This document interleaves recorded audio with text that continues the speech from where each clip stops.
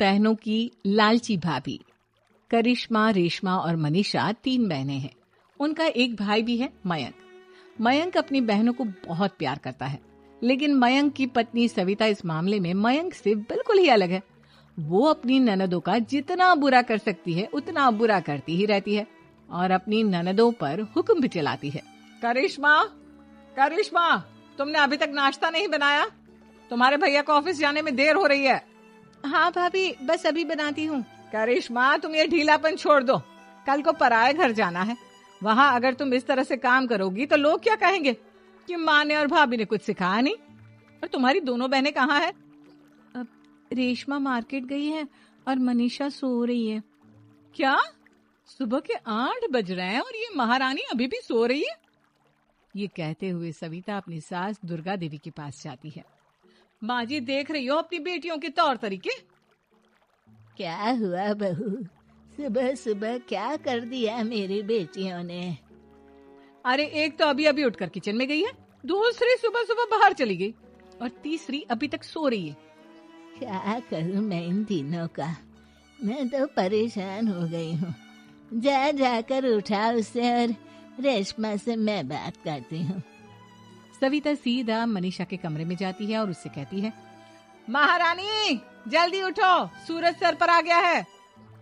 भाभी, थोड़ी देर और सोने दो ना, मैं रात को लेट सोई थी। वो क्या ना, यूनिट टेस्ट चल रहे हैं। शराफत से उठती है या नहीं, या फिर पानी की भरी बाल्टी डालूं तेरे ऊपर?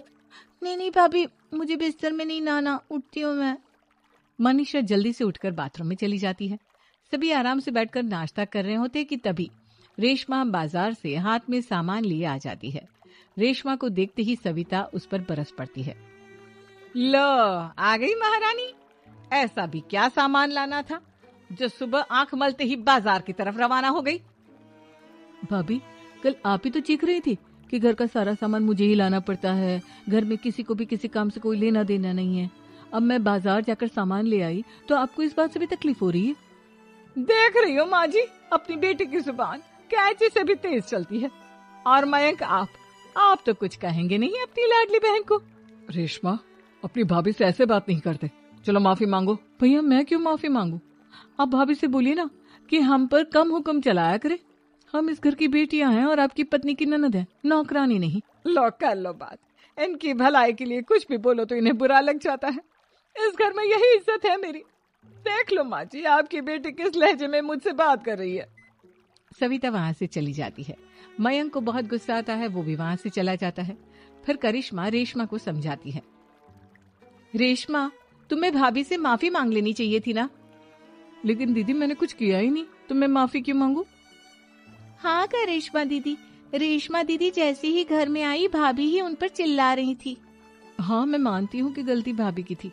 मैं तो इसलिए बोल रही हूँ कि भाभी ने माँ को तो पूरी तरह अपने वश में कर लिया है। वो हमारी बात सुनती ही नहीं। मयंक भैया हमारे लिए हमेशा खड़े रहते हैं, इसलिए उनकी बात का मान तो तुम्हें रखना चाहिए था ना। कोई फायदा नहीं दीदी, कुछ दिनों की बात और है, भाभी उन्हें भी हमारे खिलाफ भड़का देंगी। फिर वो भी माँ की तरह हमारी किसी बात का विश्वास नहीं करेंगे। इसी तरह सविता अपनी तीनों ननदों को किसी न किसी बात पर परेशान करती रहती थी। एक दिन मयंक अपनी तीनों बहनों के लिए गिफ्ट लाया। करिश्मा, ये तुम्हारे लिए हार का सेट। रेशमा, तुम्हारे लिए सुंदर सी ड्रेस। और मनीषा, तुम्हें किताबें पसंद है ना, तुम्हारे लिए किताबें लाया हूँ। थैंक यू भैया। थैंक यू भैया। थैंक यू भैया। करिश्मा, तुम्हारा नेकलेस कितना सुंदर है, ये भैया कहाँ से ले आए होंगे? मैंने भैया को 3 दिन पहले फोन पर ये डिजाइन दिखाया था और आज भैया ये ले आए। सविता तो अपनी ननदों के गिफ्ट्स देखकर जल गई और करिश्मा का नेकलेस तो उसे भी बहुत पसंद आया था।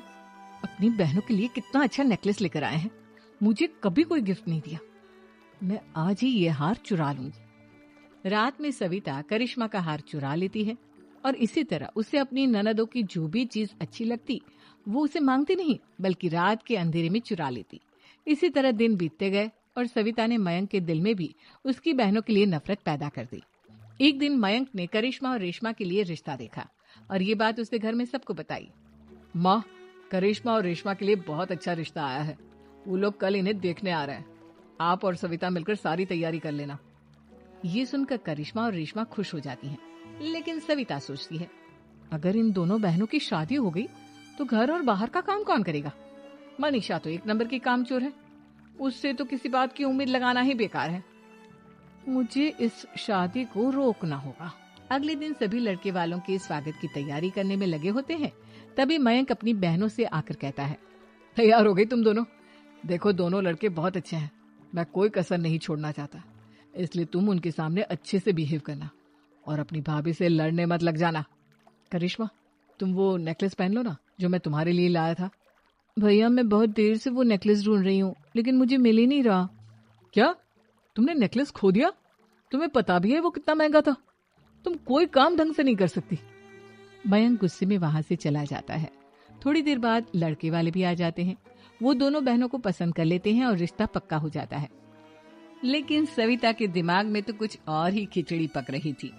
वो पंडित जी के पास करिश्मा की कुंडली लेकर जाती है और उन्हें पैसे देकर करिश्मा की कुंडली बदलवा देती है।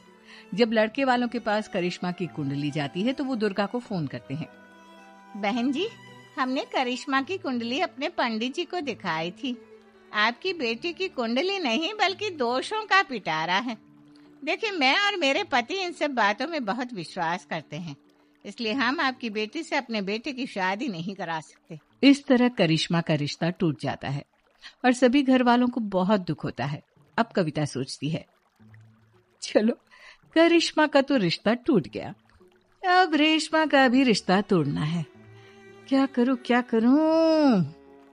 अब सविता आवाज बदलकर किसी अननोन नंबर से रेशमा के होने वाले ससुराल में फोन करती है। हेलो, मैं कौन हूँ कौन नहीं ये आपके लिए जानना जरूरी नहीं। बस इतना सुन लो कि रेशमा का 2 साल से किसी के साथ अफेयर चल रहा है। बस रेशमा का रिश्ता तोड़वाने के लिए सविता का इतना कहना काफी था। अब रेशमा का भी रिश्ता टूट गया। मयंक और दुर्गा देवी ने रेशमा को खूब खरी खोटी सुनाई और उससे बार बार उस लड़के के बारे में पूछने लगे। आप दोनों मुझे क्यों परेशान कर रहे हो? अरे कोई लड़का होगा मेरी लाइफ में तो मैं बताऊंगी ना, जब कोई है ही नहीं तो कहाँ से लाऊं मैं कोई लड़का? तो तेरे होने वाले ससुराल वालों को फोन किसने किया था? माँ मैं नहीं जानती किसने फोन किया था, मैं सच कह रही हूँ। मैं तो पहले ही कह रही थी इसकी लगाम खींच कर रखो, लेकिन मेरी सुनता ही कौन है। आप चुप रहिए भाभी, ये सब आपका ही किया धरा है। अब तीनों बहनों को विश्वास हो जाता है कि ये सब उनकी भाभी ही कर रही है। तीनों बहनें अपनी भाभी को सबक सिखाने के लिए एक वकील कर लेती है और घर में हिस्सा मांगना। देखो भैया, माँ बाप की जायदाद में जितना बेटों का हक होता है उतना ही बेटियों का, इसलिए इस घर के 4 हिस्से होंगे और हमें अपना हिस्सा चाहिए। मैंने तुम्हारे लिए क्या क्या नहीं किया और तुम इस घर में हिस्सा मांग रही हो? भैया, आप और माँ हम बहनों की कोई बात नहीं सुनते हो और भाभी हमारी शादी नहीं होने देगी क्योंकि उन्हें लगता है कि आप हमारी शादी में ज्यादा पैसा लगाओगे और उन्हें हम जैसी फ्री की नौकरानी कहाँ मिलेगी। तो हम भाभी के साथ तो रह नहीं सकते, हम बहनों को अपना हिस्सा चाहिए। अरे तुम्हें शर्म आनी चाहिए अपने भाभी पर ऐसा इल्जाम लगाते हुए। वो तुम्हारे बारे में कितना सोचती है। हाँ माँ, भाभी हमारे बारे में बहुत सोचती है, दिन रात बस यही सोचती रहती है कि किस तरह से अपनी तीनों ननदों को परेशान करूं और कभी मुझे पढ़ने भी नहीं देती। दोनों बहनों का रिश्ता भी तो इन्होंने ही तोड़वाया है और रात में हमारे कमरे में आकर हमारी चीजें भी चुराती हैं। इसी तरह सविता की तीनों ननदें अपनी बात पर अड़ी रही। अब कोर्ट में तारीख भी शुरू हो गई। जब सविता को लगा कि उसकी तीनों ननद इतनी आसानी से नहीं मानने वाली, तो उसने अपने पति और सास को सारी सच्चाई बता दी और अपनी तीनों ननद से माफी मांगी। मयंक और दुर्गा को भी अपनी गलती का एहसास हो गया। अब सविता खुद करिश्मा और रेशमा के लिए अच्छा रिश्ता ढूंढती है और उनकी शादी करवाती है।